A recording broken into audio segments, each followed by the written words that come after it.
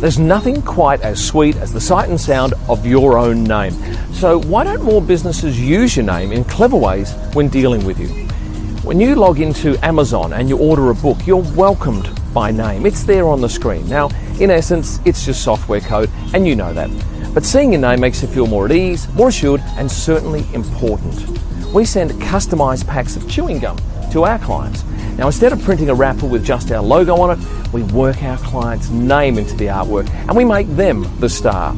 Of course, those who receive the gum are quick to show it to their colleagues, resulting in further increased awareness of the MOH brand, and that's a great thing. And when walking into a restaurant, who doesn't love to be greeted by name and welcomed back?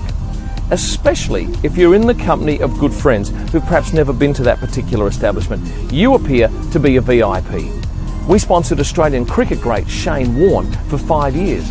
Most of our clients would receive a personalised voicemail from Warnie. Now, it didn't matter whether they loved him or hated him. When they heard the message, they were always quick to play it to their friends. The message was powerful because Shane referred to them by name. Of course, he wasn't calling these people directly.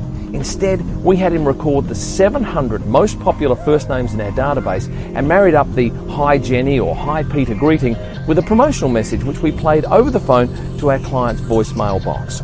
The impact?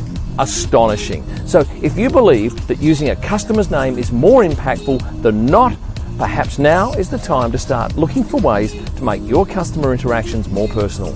I'm Kim Illman, and thank you for watching.